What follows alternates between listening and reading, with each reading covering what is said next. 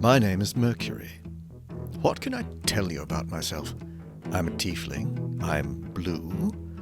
I have a lovely coat with yellow teacups and stars in the lining.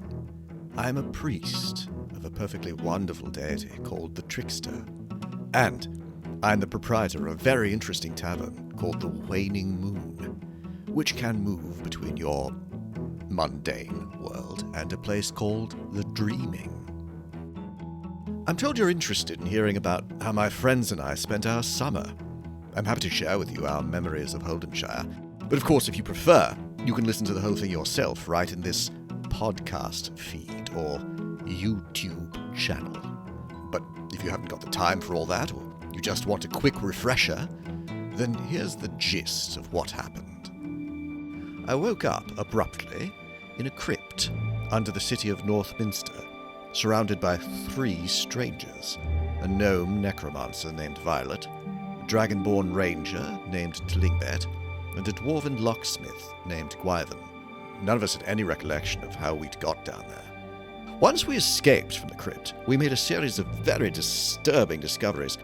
We were all missing our memories of the past month, and our faces were plastered on wanted posters all over the city as members of a dangerous cult.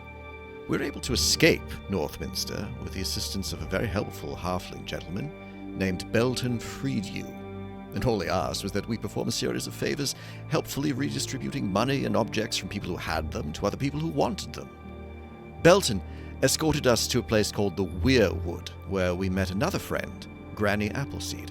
I must say, one hears the worst possible things about hags, but I'm here to tell you their reputation is entirely undeserved, or at least it was in this case. With Granny Appleseed's help, and by spending time in the town of Hengistbury to jog our memories of the month we spent there, we were able to remember what we'd forgotten. We also managed to defend Hengistbury's summer festival from a raid by kobolds, and Tlingbet fell in love with Ariadne Torak, the sheriff's daughter.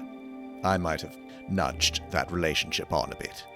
In any case, no sooner had we discovered our memories than the cult struck again. This time, they kidnapped our good friend, Belton freed you, so we set out to rescue him. We tracked the cult to their lair, defeated them, and rescued Belton, but tragically, Violet was slain by one of the cultists.